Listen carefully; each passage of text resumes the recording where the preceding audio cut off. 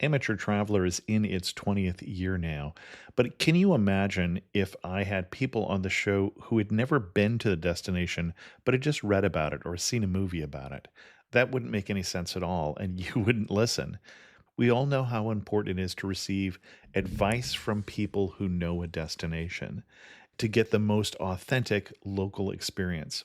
And a great option for experiencing this is Explore Worldwide and their authentic small group adventures, led by local tour leaders, perfect for solo travelers who want to meet like minded people with a desire for adventure.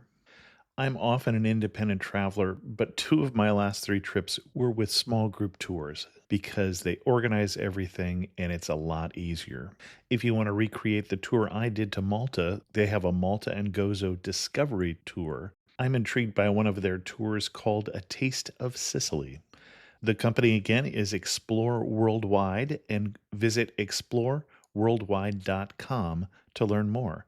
And thanks to Explore Worldwide for sponsoring this episode of Amateur Traveler. The nights are long, the days are short, and the weather is chilly to downright cold, depending on where you are.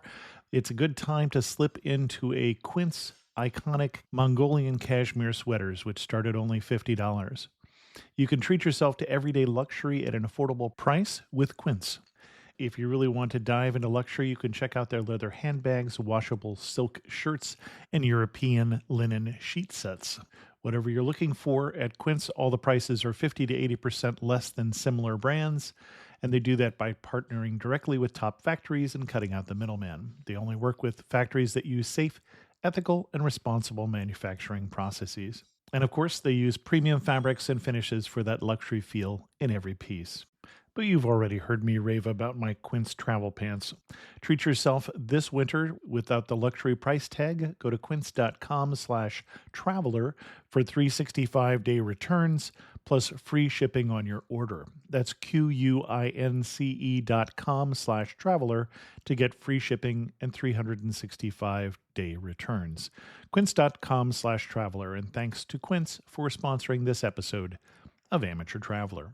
Hi, this is Chris, and this is a repeat episode of The Amateur Traveler because I'm spending some time with family here over the holidays. I was just in Thailand in November and did not record an episode about that, but did have a wonderful time as always, and that reminded me of this episode from 2 years ago about Bangkok, Thailand. I think you'll enjoy it. I got my bags packed on a roll. I'm heading out there and I'm ready to go. I'm looking real good in my passport photo. Amateur Traveler, episode 730. Today, the Amateur Traveler talks about temples and floating markets, street food and palaces, rooftop bars, and more street food as we go to Bangkok, Thailand.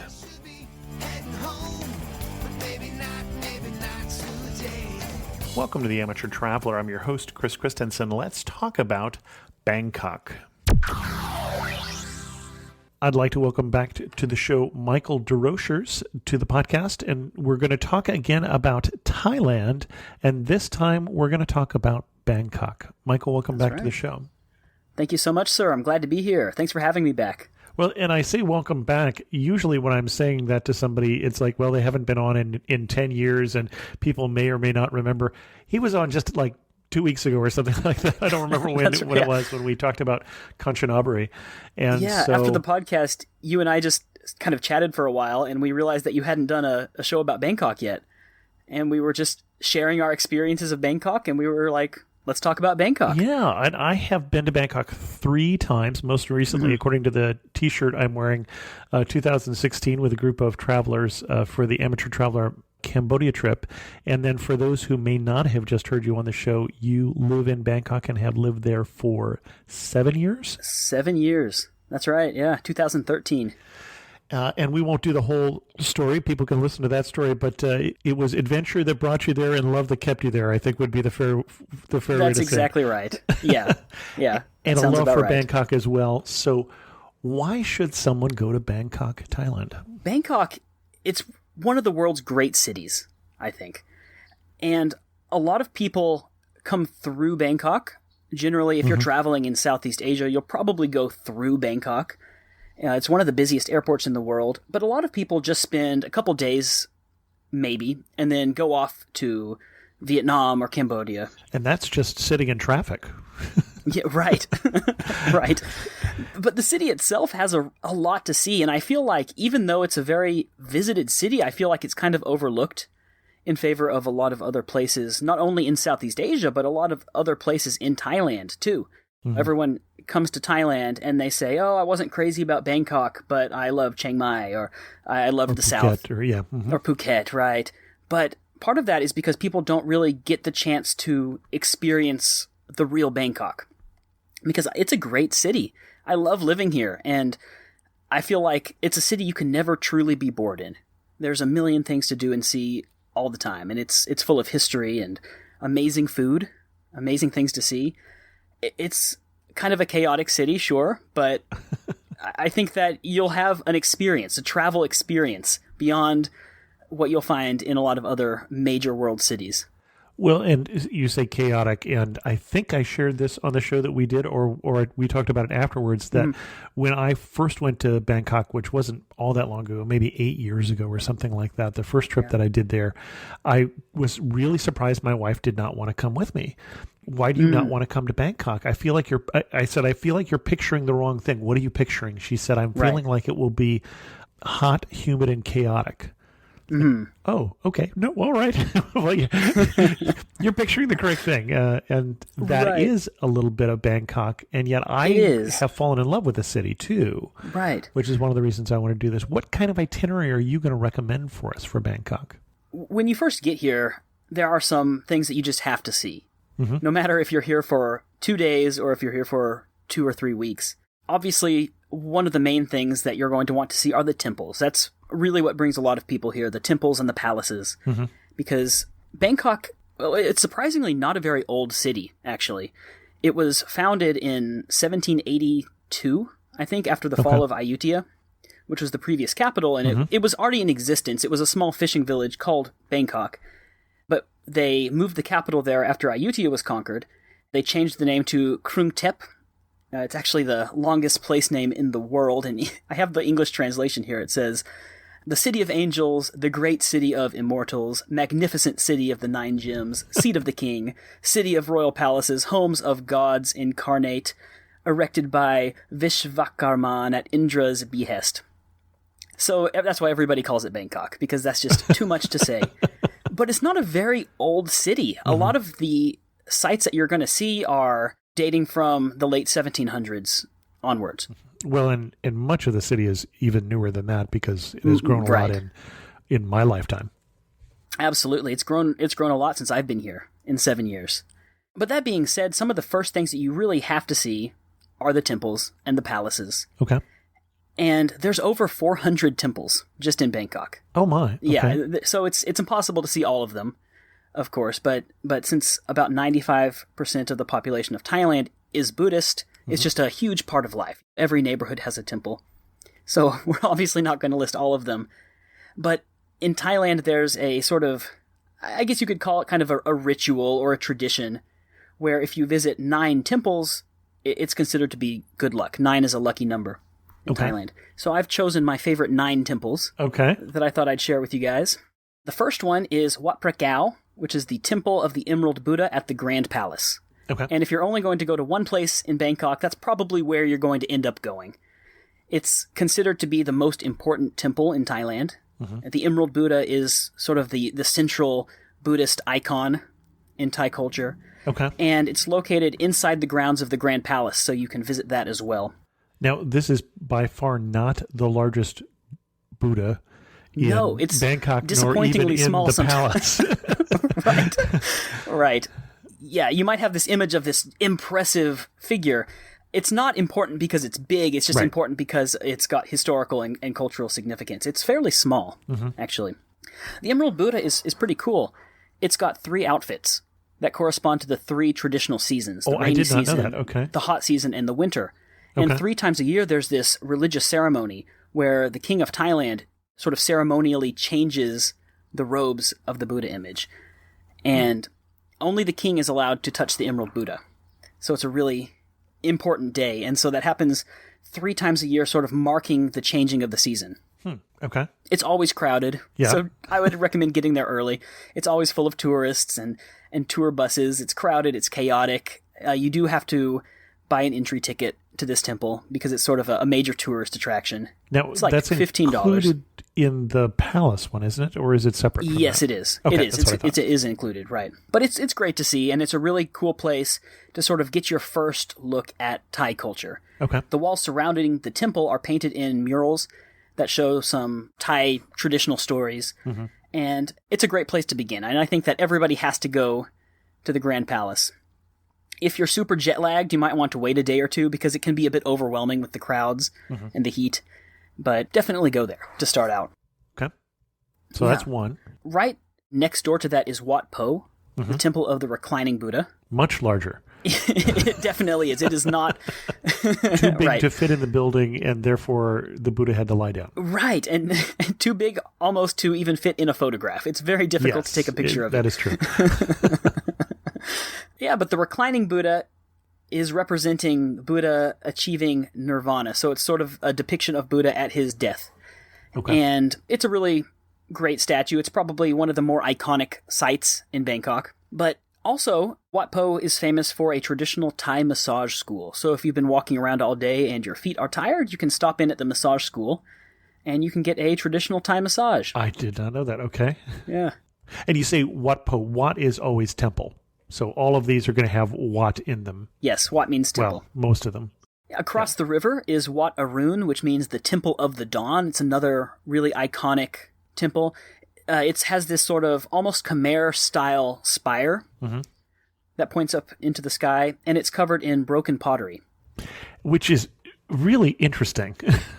Yeah. I really like the look of Wateroo. Unfortunately, I saw it when it was covered with scaffolding when I was there. They cleaned it. They cleaned it a few years ago. Because it had all sorts of vines and such on it when I was there still. Yes. When I first arrived in Thailand, I thought that Wat Arun was just a gray stone construction. And then they covered it in scaffolding for about a year. And then when they revealed it, I was like, wow, Wat Arun is actually white. It was just really dirty. It had gotten kind of smoggy and like you said, covered in plants and things. But now it's beautiful. The white and blue porcelain really stands out. It's a beautiful temple. Well, and I see them use that temple on a lot of different official things representing Bangkok, representing Thailand. It's very iconic. You've probably seen a picture of it. And That's it's right, quite beautiful sitting there on the river. Yes. Obviously, that begs the question then, or the mention that Bangkok is situated on a large river. Yes, the Chao Phraya River. And if you're traveling between these temples, you can use the river boat service. There's something called the Orange Flag boat that's kind of like a river bus, I guess. There's also plenty of ferries that cross back and forth for just a few baht, so just basically a few cents. The river's a great way to get around, and as you're sailing down the river on the boats, you can see all these temples, or most of these temples, because they're mostly built along the river. We actually used, for one whole day in the city, just used one of the river passes you could get, and only saw everything you could walk to from the boat on the river, on both sides of the river. Yeah. And it was a fabulous day. I've been meaning to write a blog post about it for 4 years. Apparently, I will never get around to it. But it was a wonderful day to see Bangkok, especially on a hot day, because just a little cooler on the river, I think, than someplace else is in the city. At least you get that breeze. Exactly. Yeah. Worth noting that Bangkok is hot all year round. Right. It's kind of unavoidable. Okay, that's 3 by my count. That's right. That's 3. Okay. Number 4 is Wat Saket, the Temple of the Golden Mount, which is actually my favorite place in Bangkok to go. I love it. It's kind of different from the rest of the temples. There's this temple kind of built on top of sort of an artificial hill. This is the one downtown. Yeah, it's sort of in the old town. Yeah. And as you visit it, you sort of spiral your way up this hill, and you ring bells along the way, and when you get to the top, you can get some of the best views across Bangkok. Some of the absolute best views in the city, and again, a cool breeze, which is part of the reason maybe that I like it so much. I just think it's really pretty up there. Very beautiful, very scenic. Okay. Number 5 is Wat Mangkon, which is the Chinese temple in Thailand. It's sort of the center of Chinese Buddhism. Ah, okay. And it's in Chinatown. It's a really historic temple in Chinatown. They do a lot of festivals and events on the Chinese holidays. Bangkok has the world's biggest Chinatown. And it's a little bit different from like Chinatown in Los Angeles or New York, because here in Thailand, the Thai Chinese population is a really big population, and it kind of has a unique culture that's a bit different from Thai culture and a bit different from Chinese culture. Okay. And Wat Mongkon is sort of the center of that. And it's a really beautiful temple. It's completely different from the Thai-style temples. This is more the Chinese-style temple that's more built of wood and has a lot of red and gold in it. Very, very cool to visit as well. Okay. Number 6 is Wat Trayamit, the Temple of the Golden Buddha. Okay. It's also nearby. It's near Chinatown. It's got the Chinese-Thai Heritage Museum. So if you're interested in learning about that Chinese-Thai culture, they've got a great museum there. This is the world's largest solid golden Buddha statue, and it has a great story. A couple hundred years ago, they had this clay Buddha, and it was really relatively unimportant. And one day they were trying to move it, and somebody dropped it, and it cracked. And they found this golden statue inside of it. And they don't know where it came from, they don't know how old it is, they just found it inside of this other statue. It was kind of seen as like a holy sign because it was found, I think, on like the 2500th anniversary of Buddha's enlightenment, or around that year. Okay. So it's a really important place in Thailand. But it's a cool statue. It's amazing. It's big. It's much bigger than life size, and it's solid gold. Number 7, if you're sort of in the downtown shopping area, especially near the shopping malls like Siam Paragon or Central World, which are amazing, definitely worth visiting as well if you're into shopping, there's a temple called Wat Patum Wanaram, and it's great because it is just right there in the middle of downtown. And if you have been kind of going around the shopping district and you're really tired, it's kind of a nice area to walk through. It's very quiet, very peaceful. There's sort of an artificial jungle, sort of like a garden. And I find it to be a really peaceful place in the middle of kind of a busy and hectic downtown area. Okay. Number 8, Wat Bincha Mabopit, or Wat Bincha, as most people call it. It's maybe the quintessential Thai temple. It's called the Marble Temple. Again, really beautiful. It's sort of located in the government district, the Dusit neighborhood. It's famous for having some stained glass, which is really unique in Thai temples. You don't see a lot of stained glass in Buddhist architecture. Ah bon chien. Bonjour, je suis Théo, a tour leader with Explore. And this is Punti. He's helping us find truffles under the trees next to this beautiful vineyard. Maybe for tomorrow's cooking class? Oui, call c'est million heure. Parfait. C'est million o'clock. Not everyone gets to enjoy a Bordeaux sunset this way, but you will if you explore. No, Punti. Search exploreworldwide.com and don't just travel. Explore. These are violent criminals, so they're not going to go down easy. ABC Tuesdays. Let's get this done. The Rookie is back. We have 2 new rookies starting today. Howdy. Being a cop is stressful 24/7. Every year on the job is different. And Training Day We have a serial killer at large. never ends. We need an ambulance! The Rookie. All new Tuesdays on ABC and stream on Hulu. And the last one is Wat Pak Nam, or Wat Pak Nam, which is kind of a new addition to my list of most interesting temples. They're currently constructing one of the largest Buddha statues in the world. And I believe it's going to be the tallest seated Buddha made of pure bronze, I think. Okay. It's going to be like 226 feet tall. It's still partially under construction, but the head and the upper torso is finished. And it's constructed right alongside a canal. And so if you are taking a canal boat through the city, you can go past it. Definitely cool to see. And kind of a unique new addition to Thailand's skyline. So I think that within a couple years, it's going to be up there with Wat Arun as one of the quintessential symbols of the city. Okay. You mentioned taking a canal boat. Right. And is that something you would like to recommend? 100%. Good. 100%. Because otherwise you would have been wrong. Yeah. So Bangkok used to be called the Venice of the East because of all the canals that cross the city. And in a lot of ways, that's really still true. If you want to avoid most of the traffic, you can just go down to one of the canals, hop on one of the public boats, and just a few minutes later, you're all the way across town. It is so much fun. It's a bit wild to ride the canal boats. I don't know, how would you describe the experience? It's just fun, right? Well, first of all, there's a couple different things when we say canal boats. There's the long boats, Right. which are very long, very narrow, very colorful, with an outboard motor in the back, and you can get tours in those, and those are particularly fun, I think. And then there are more ferries and such going up and down the river. So you were talking about the longboats, I think. Yes, yeah, the public longboats. Okay. They're kind of like buses, but they go really fast along the canals.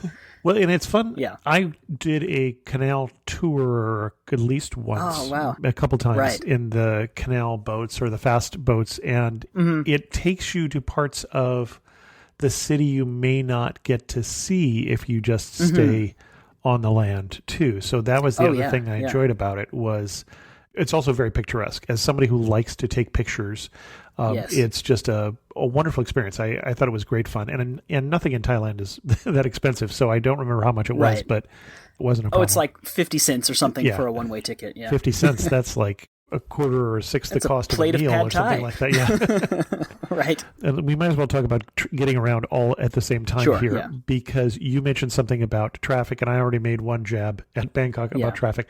And let me just put it in context because I don't know if I've told this on the show before or not, and I may have told it to you last time or whatever, but I have actually one of the only times in my life, and probably the only time in my life I've been in a motorcade with police escort was in Bangkok because we were going to a speaker's dinner for the conference I was at, the TBEX, the Travel Blogging Exchange Conference, travel bloggers, and I was one of the speakers, and they were taking us to the speaker dinner, which was going to be with the mayor, the governor, monkey mucks. Like a big deal. People who were much more important than a bunch of travel bloggers.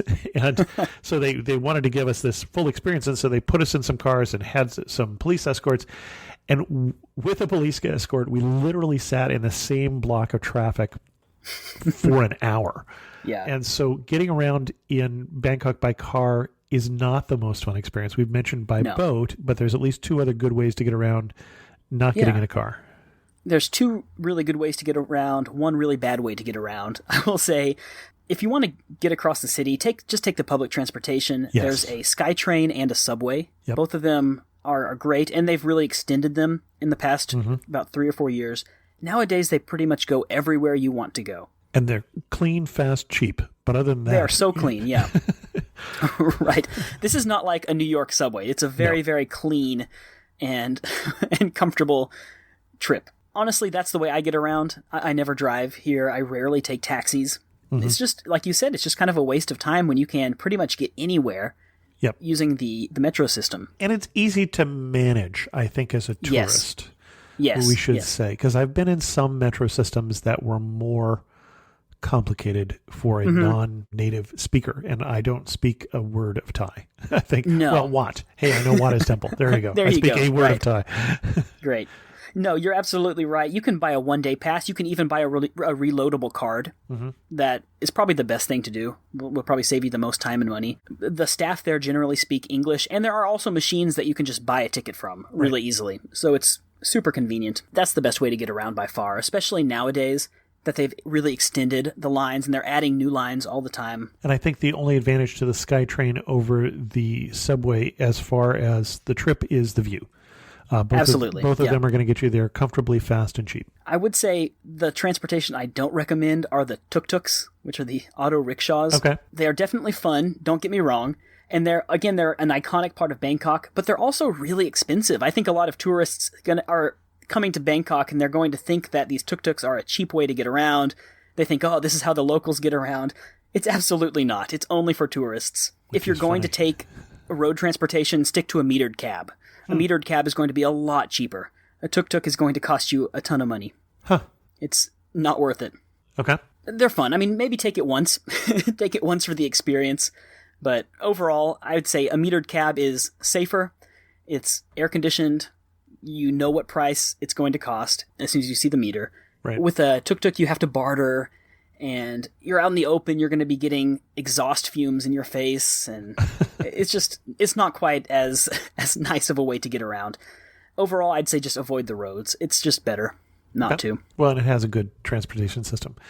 Excellent. Right. Where to next? Where to next is the museums. I'm a big museum guy, and recently I've discovered the Thai Museum Pass. It's like $9. It's 300 baht.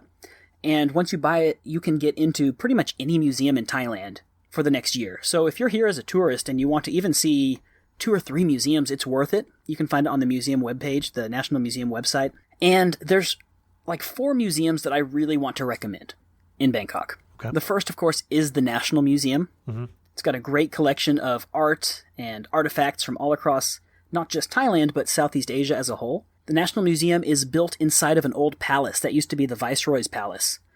And so it's also in a really cool place if you're interested in architecture. Definitely worth seeing. There's a program called the National Museum Volunteers, and they offer free museum tours in, I think, English, German, and French. Okay. And I believe the tours themselves are free. You have to pay admission to the museum, but the tours themselves are free, and they're mostly done by expats who undergo like 6 months of training, so they know what they're talking about. And it's cool. So if you really want to kind of learn about the context of what you're looking at the museum, I would say check out one of their tours. Okay. Next is the Museum Siam. So, and when you say Siam, we're talking about the same word that I would say Siam. Oh, Siam, right. Siam. The old name for Thailand. That's right, yeah. Okay. That one is not so much about Thai history as it is about Thai culture. Okay. So I like pairing these two together because the National Museum will give you the history, and the Museum Siam will give you sort of the culture. Okay. And both of them together kind of give you a great introductory picture of Thailand. Number 3 is the Jim Thompson House. I'm not sure if you're familiar with this guy. He was an American expat in Bangkok, and he sort of revitalized the silk industry. Huh. The silk industry had kind of been forgotten until the 1950s. He opened up a silk factory, and he sort of introduced it to the wider world. Jim Thompson was also a spy. He was in the OSS during the Second World War, stationed here in Southeast Asia. And so the OSS is the American precursor to the CIA. Right. He was stationed here in Southeast Asia during the war. He kind of fell in love with the culture in the region. He was also a trained architect, and he built this beautiful house that he made up of different traditional Thai-style wooden houses that he collected from all parts of the country, moved them to Bangkok, and kind of joined them together. And nowadays his house is a really cool museum. He was an art collector, and his house is a great museum. It's a wonderful collection of Southeast Asian art. Again, there's a tour in English, and it's another really good sort of introduction into what Thai culture and art is like. Jim Thompson, interestingly, though, he mysteriously disappeared in the 1960s. He was on holiday with his family in Malaysia, and I think it was actually on Easter Sunday. He went out for a walk and was never seen again. So there's all sorts of theories. Some people say that he was eaten by a tiger. Some people say that it was foul play because that was the heart of the Cold War, and of course he was a possibly not just former spy, but maybe still a spy at the time. It's not really known. But a really interesting guy and a very cool museum. And if you are interested in Thai silk, Jim Thompson silk is still seen as the highest quality, and it makes great souvenirs and gifts for people back home. Okay. And the last one is, well, it's called a museum, but it's a little bit more than that. It's called the Erawan Museum. It's kind of a part museum, part shrine, part art installation, like part park. I'm not quite sure how to describe it. It's this massive statue of Erawan, who is this 3-headed elephant from Hindu mythology. And I'm not even sure quite how to describe it. It's an art museum dedicated to sort of religious art, I guess you could say. Okay. Made by this eccentric Thai artist. And it's just a fascinating place to visit. It's got cool stained glass, it's got amazing carvings, interesting statues, and it's sort of also kind of a temple because there are monks that go there and they give blessings. And a great 3-headed elephant on top. And a giant 3-headed elephant. And if you just sort of have a few hours and you just want to see something kind of weird and kind of cool, it's a neat place. I love taking visitors there when they come to see me in Thailand. I did not know this one. It's kind of strange, but I love it. It's fun. Okay. So we've done some temples, we've done some museums. What else do we need to do in Thailand, in Bangkok? Probably some shopping. Okay. Now, this sounds a bit strange, but when you're in Thailand, I really recommend visiting the shopping malls. Now, if you're American, you're thinking, oh, I don't want to see a shopping mall. This isn't the 80s. But Thai shopping malls are really something else, especially shopping malls like Siam Paragon or Central World, or the new one is called Icon Siam, which is located on the Thonburi side across the river from Bangkok, but you can get there on the boat. It's near the SkyTrain station. These malls are really just an absolutely bizarre experience because they're so over the top and so fancy. And Sam Paragon, for example, a shopping mall right in the middle of downtown, has a Rolls-Royce dealership inside of it. As one does, sure. Right, yeah, right. In Thailand, a lot of times people just hang out at the malls. I think it's mostly because they're convenient to get to and they're highly air-conditioned. People will go out and meet friends for coffee at the mall, or they'll just kind of walk around the mall, and they're really nice. They're very, very nice. A lot of restaurants are located inside the shopping malls, and so if you're feeling hot and tired, it's just kind of a great way to get out of the heat. So it sounds strange, but I kind of recommend experiencing the Thai shopping malls because they are different. They're different from what you might have in mind. Okay. Yeah. Now, you know my favorite Thai shopping experience. In fact, I think you live by my favorite Thai shopping experience. Right. That was my next thing, is Chatuchak Market. Okay. Yeah, the world's largest outdoor market. And man, it's big. I always tell people that if you're going there and you see something that you like, you should buy it. Because if you decide you want to come back for it, you're never going to find it again. Chatuchak Market, it's a weekend market. It's open on Saturdays and Sundays, and I think it opens for a few hours on Friday night as well. They have everything. I mean, what can I say? They have decorations and art and souvenirs and food. Whatever you need, you can find it there.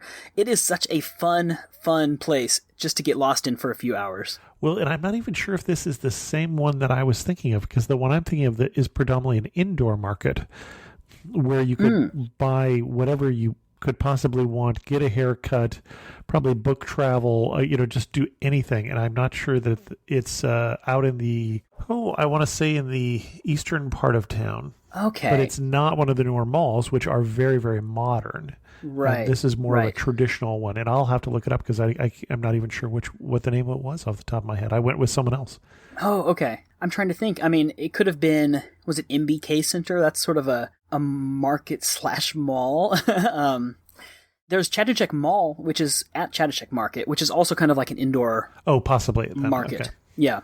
Okay. It's part of the market, but it's like the air-conditioned part of the market. Okay. But yeah, much more of a traditional, less modern, right, much more Thai experience. Yes. I like to go there to buy souvenirs for people. Yep. It's one of those places that you don't really have anything specific in mind that you want to get. You just wander around until you see something that you like, because you just can't anticipate what you're going to find. Well, and the one, actually it was Chatuchak. That it was where I'm looking at a map of it now, and I recognize it. Okay, good. So, and the other thing, of course, that you can find there as well as elsewhere in Thailand, which we've talked about recently on this show, is food.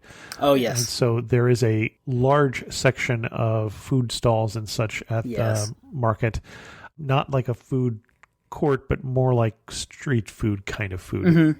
It would be, I think, probably more accurate. Right. And like I told your listeners on the last one, don't be afraid of the street food here in Bangkok. I've been here 7 years. I've never gotten sick from the street food. Have a look at where a lot of people are congregating and you know it's probably going to be good. Be brave. Just try it. It is so good. Everything is so good. And we talked about cost, and I sort of think of a Thai meal in Bangkok 4 years ago, last time I was there, is you can easily get a good meal for $3-4, another dollar if you get the smoothie. Right, absolutely. It's not expensive. There are, of course, higher end and more expensive places you can go. Yeah, there's even higher end street food, and you've probably seen J-Fi before. If you've ever seen any kind of food documentary about Bangkok, you'll have seen J-Fi. Okay. She's this Thai celebrity, Jayfai. She's a little old lady who wears these giant goggles when she cooks because she cooks with spicy chilies and this big wok. She's quite a character. She is famous for having some of the most famous street food. I believe she's Michelin starred now, and that's why she's so famous. Star, yes. Okay. Yeah, I think she's the first Michelin star street food chef in Thailand. Okay. Well, and one of the first in the world, I think the first one being in Singapore, which we talked about on that most recent episode. Right. Huh. So her restaurant is located in the Old Town. Okay. You have to kind of get there early if you want a spot. She's most famous for her crab omelets, which she stuffs with so much crab meat. It's incredible. It's not cheap for Thai food. Anyway, her crab omelet is like $30. Her yellow curry is like $50. It's definitely not cheap, but it is so good. And there's a reason that she's so famous. And there's a reason that she's in so many street food documentaries. Interesting. Yeah, she kind of made a name for herself by using high-quality ingredients and setting herself apart from others, I guess. Okay. Yeah, so if you want to go to the more high-end restaurant, I would say don't go to like a high-end Western-style restaurant. Check out the high-end street food. If you want to spend a little bit more money, go for the full experience. Another restaurant that I'd recommend is called Tip Samai. It's the most famous pad Thai restaurant in Bangkok. It's located pretty close to J5. They claim to be one of the original pad Thai restaurants. They've been open for quite some time. And yeah, they're famous for their pad Thai and their freshly squeezed orange juice. Okay. Well, and we just talked recently on the show that I did not know that pad Thai was relatively recently invented in my father's lifetime when they wanted to come up with a national dish. Yeah, that was a time period where they were really trying to unify the country. That's when they changed the name from Siam to Thailand. They introduced pad Thai. They introduced a greeting, sawat di, which is like the Thai word for hello. Before that, people said, "Have you eaten yet?" which I think a lot of countries still say is their greeting. But the Prime Minister said, we need to have a greeting. Though in Bangkok, actually. It does, doesn't it? Sawat di actually comes from the word swastika, which definitely means something different in Asia. Using the Buddhist it's a origin Buddhist symbol, right? Swastika, not the Nazi. Yep. No, and this was before World War II. Right. So giving someone a sawat di is like giving them good luck. Okay. That's now the greeting in Thailand. This episode is brought to you by Shopify. Upgrade your business with Shopify, home of the #1 checkout on the planet. Shop Pay boosts conversions up to 50%, meaning fewer carts going abandoned and more sales going cha-ching. So if you're into growing your business, get a commerce platform that's ready to sell wherever your customers are. Visit shopify.com to upgrade your selling today. But you're absolutely right that "have you eaten yet" is such a perfect greeting for Thailand because the city is all about food. No matter where you look, you're going to find amazing food. If you're not brave enough for the street food, I think you should be, but if you're not, check out a food court called Eat Thai. It's at a shopping mall called Central Embassy downtown. Okay. It's built kind of like a market, but they have Thai food from every corner of the country. And I really like it because you can try Southern Thai food or Northern Thai food or Northeastern Thai food, all of which are really different, and it's all in one place. And so it's a great way if you want to just sort of sample lots of different Thai dishes. It's wonderful. Interesting. 8 million people in Bangkok, big city, lots of things to do. What are you intentionally skipping? This might be controversial for a lot of backpackers. I definitely say skip Khao San Road. Okay, that's what I thought you were going to say. Yeah, there's a road in Thailand called Khao San Road. It's sort of the Southeast Asia backpackers hub. It's a great place to go if you want to meet a bunch of American tourists. It's not a great place to go. Right. It's not a great place to go if you want to learn anything about Thai culture or eat any kind of Thai food. There's a McDonald's there. There's a Starbucks there. A lot of hotels, a lot of bars. I don't know why the guidebooks recommend it. I don't know. It's not a great place, in my opinion. I'm not a fan. It's loud. It's dirty. It's noisy. I was so disappointed one year. I was flying back to Thailand. And at the airport, I was just overhearing two guys talking. And one guy was telling this other guy, "Oh man, you're going to love Bangkok. I went there for a week last year. I spent the whole week at this place called Khao San Road. It was amazing." And in my mind, I was just like, oh man, this guy missed everything. He just met a lot of other Americans and Europeans and probably never saw any temples, never saw any palaces or museums. And I would say that if you're looking for the Thai backpacker party scene in Bangkok, that's your street. Yeah. And this is not your podcast. I don't know why I don't know why you listen to this point, because we probably bored you to death, because that's not what we tend to talk about. Right. We actually stayed one time, I want to say about 4 blocks north of that. And I was looking to see if I could come up with the street name, and there was a much more interesting food scene there and without the party atmosphere and things like that. So there are definitely alternatives, even just very close by. I want to say it was just the other side of the canal. Yeah, there are some cool areas nearby. It is located near the old town. Yep. But personally, I'm not a fan of it. You can never find a metered taxi there. They always try to charge you exorbitant amounts. It's the type of place where if you take a photograph of like some street food, they'll charge you for it. It's definitely a place for backpackers. Right. And if that's your thing, that's great. It's not my thing. If you're looking for the party scene in Bangkok and you're a backpacker and that's what you're looking for, go to Khao San Road. But if you're looking for other places to get great food or even to get some drinks, I can recommend a really cool restaurant called Saxophone. It's sort of a jazz club, I guess. You can get a good beer there and listen to some live music every night. If you are into that, I say it's a lot more fun than Khao San Road. Okay. A lot more sort of chill and laid back. Interesting. That's my alternative recommendation. Thai jazz. All right. It's great, yeah. What else should people see or do or eat in Bangkok? Just eat everything. Eat everything that you can. Try the Thai tea, the chai yin, Thai iced tea. Which is the Thai tea has the coconut milk in it. Sweet tea. Yeah, it's that sort of orange looking iced tea. Yeah. Really sweet. Very, very sweet. It's a dessert, really. It really is, yeah. It really I'm not is. complaining about it. I like it, but yeah, it's very sweet. Yeah. So definitely eat everything. Eat everything you can. Just try whatever looks good. Just be brave enough to order it. And just sample it, because you probably will not be disappointed, no matter what. To see, other than that, I would say check out the Old Town. Just walk around.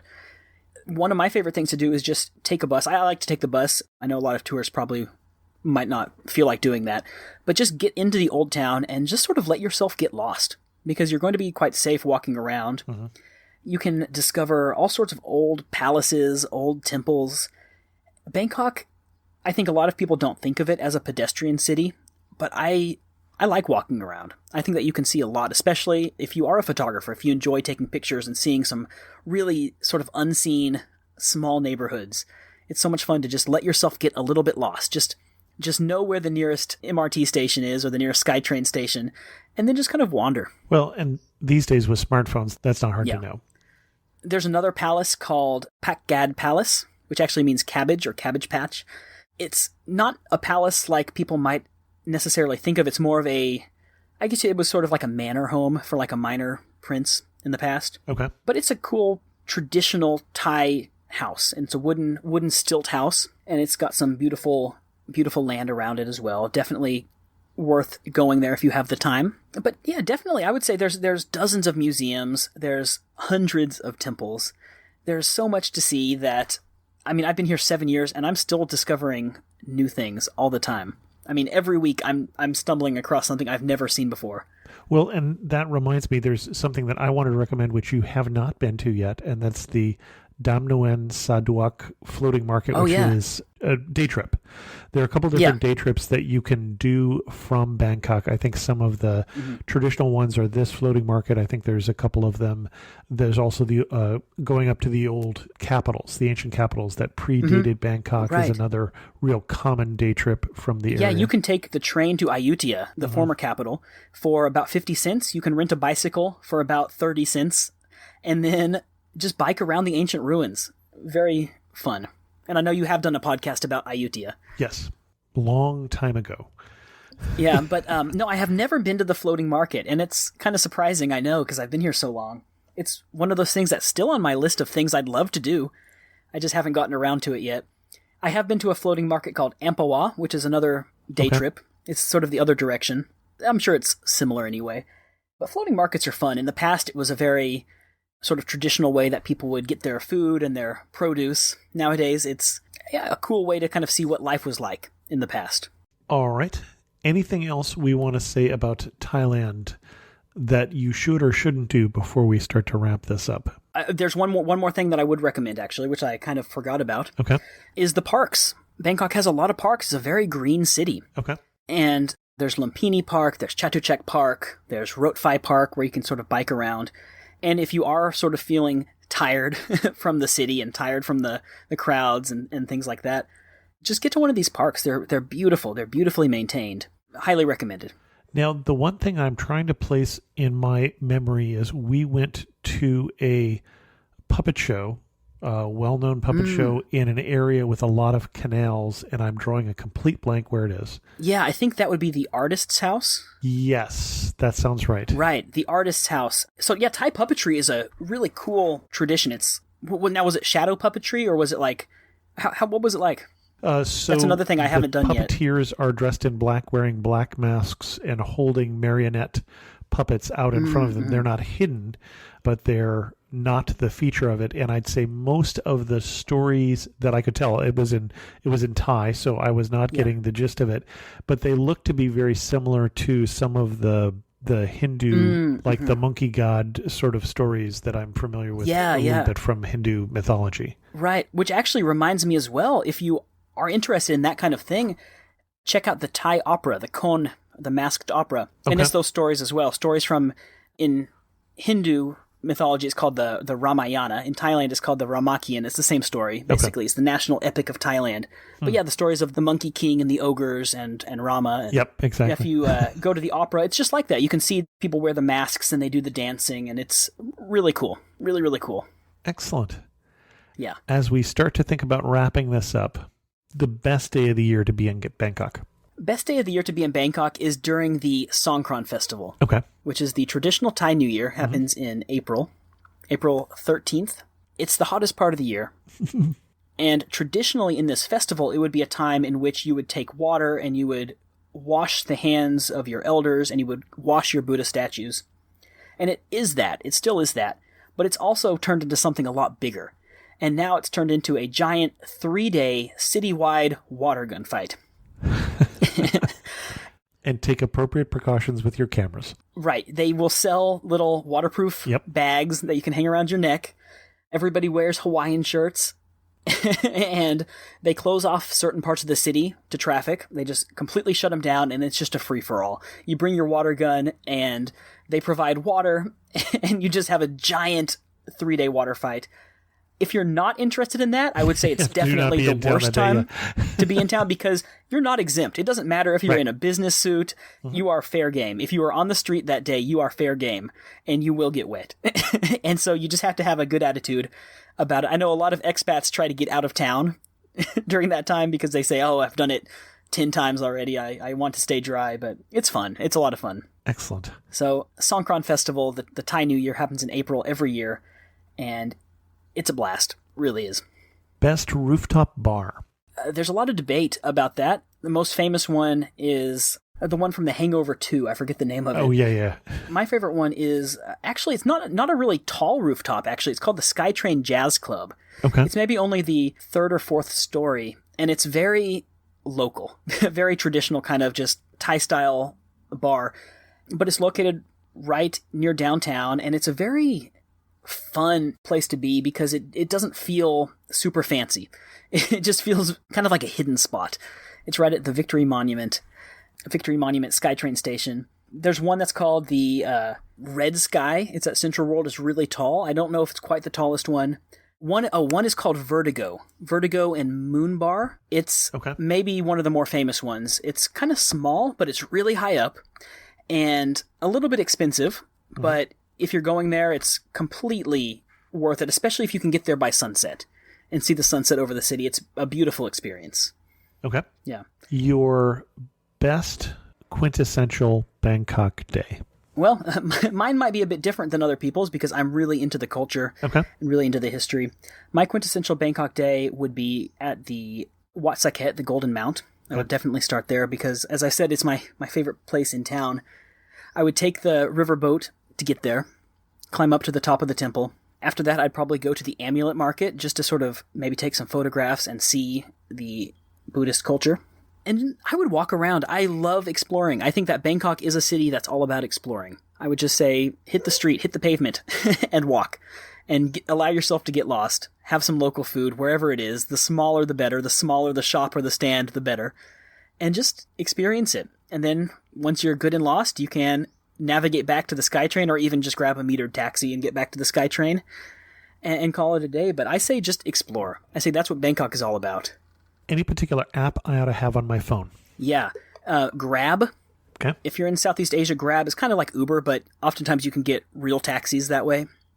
It's a lot easier than trying to explain to a driver where you want to go. Yep. Yeah, and also you don't have to worry about carrying the right amount of cash. Thailand in general is a very cash-based society. Very few places take credit cards. But if you use Grab, you can put your credit card in there, and you can just pay just like with Uber. So I would say definitely get Grab. It will save you a lot of time. Google Translate comes in handy so much, especially if you meet someone that doesn't really speak English. You can just speak right into the app, and it will translate it for you, and they can speak back. And nowadays, that Google Translate has the feature where you can take a photograph of like a menu, and it will translate the text. It's become so handy. So it's allowed me to order food even when I don't know exactly what I'm doing. Other than that, I guess the map app, just any kind of Apple Maps or Google Maps to get around. So you can get unlost again. Excellent. Mm-hmm. Yeah, right. You are standing in the prettiest spot in Bangkok. Where are you standing and what are you looking at? Yeah, I think that you are standing at the top of the Golden Mount at sunset. Okay. You can see the sun setting 360 degrees around you. Bangkok in the evening time, as the sky kind of turns orange. You might know that I like sunsets, because I think my last recommendation was a sunset as well. It was indeed. But like I said, I've said it like 3 times now. It's my favorite place in the city. And I think it's just beautiful. When you're up there, you can hear the bells ringing and the chimes ringing. You can hear the monks chanting. You can just see all the way across the city, all the way from the Grand Palace to the tallest skyscrapers. Excellent. One thing that makes you laugh and say only in Bangkok. Just never, even after 7 years, this is quite a general thing, just never knowing completely what's going on. Part of it's the language barrier, part of it's the culture barrier. I think as a tourist, you would experience this even more. Not a day goes by that I don't see something and just question what on earth is happening there. The other day I was walking down my street and I was passing, I guess it was a restaurant. It kind of looked like a mechanic's shop. And there were these guys sitting out front of it and they had like a butane torch and they had a bunch of pig's legs. And they were, I don't know, maybe roasting the pig's legs with the torch. But it didn't really look like a restaurant. It looked like they were maybe fixing motorbikes. And I just can't imagine. I guess they were preparing them to be cooked. I don't know. It was just such a bizarre thing. And this is just the type of thing that you encounter in Thailand. Just stuff that you just can't fathom what's happening. I think that part of the culture shock is part of the fun. Part of being somewhere that's so different from what you might be used to. Sure. Bangkok is just completely different than North America or Europe or Australia, something that has a similar culture that a lot of times you just feel like you're a complete outsider. And if you can just embrace that, it's so much fun. In Thai language, there's a phrase that's Mai Pen Rai, and it means don't worry. Just relax, don't worry. And I think that when you're coming to Thailand, just embrace that. Embrace Mai Pen Rai, because you're not going to know what's going on. You're not going to be able to understand everything. And I think that's fun. So I can't think of one thing in specific, maybe because I've been here for so long that some of the things that I think are normal now might still be strange to others, but just the general atmosphere of Bangkok. Excellent. And if you had to summarize Bangkok, which you do, in just 3 words, what 3 words are you going to use? Well, royal, number 1, for the number of palaces, and even sometimes you'll encounter members of the royal family. Sometimes the roads will be closed down and the royal motorcade will be going past. You'll see that fairly often in Bangkok. You'll see yellow and blue and purple flags all over the place. Those are the personal standards of the royal family and the flags that people will put up to honor the king and the queen and the princess. Number 2 is religion, because Thailand has, like I said, 400 temples. It's got a Catholic cathedral. It's got beautiful mosques, mostly Buddhism, of course. But it's interesting to note that in Thailand, the king is considered the defender of religions, plural. Oh, I did not know that. Okay. Quite nice, yeah. And the last one, of course, is food. Because if you think of Bangkok, you just think of food. It's unavoidable. Yeah, so royal, religion, and food. Excellent. Our guest again is Michael Desrosiers. And Michael is sir. another podcaster. We mentioned it last time, but we'll mention again the Ear Goggles podcast at eargogglespodcast.com. What's the latest thing you've been talking about in the Ear Goggles podcast? Right. We just did an episode about our favorite travel tips. I'm a big traveler, and my co-host, James, is also a big traveler. And we did an episode of the show where we share some of the things that have gone wrong when we've traveled and what we've learned from those experiences. Okay. And so, I don't know, your listeners might be interested in that. If they have their own stories, we invite them to sort of write into us and tell us their travel advice too, because everyone can always learn more. We can always learn more tips. Michael, thank you so much for coming back on. Thank you, sir. I'm really glad to be here. Not very long from your first appearance to talk about Bangkok. Well, maybe sometime in the future I can come back and talk about something else in Thailand. I'd be happy to. First, a thanks to all of the patrons of the show who help support the show, and especially to those who came and hung out with me on Zoom for our monthly patron call last Saturday.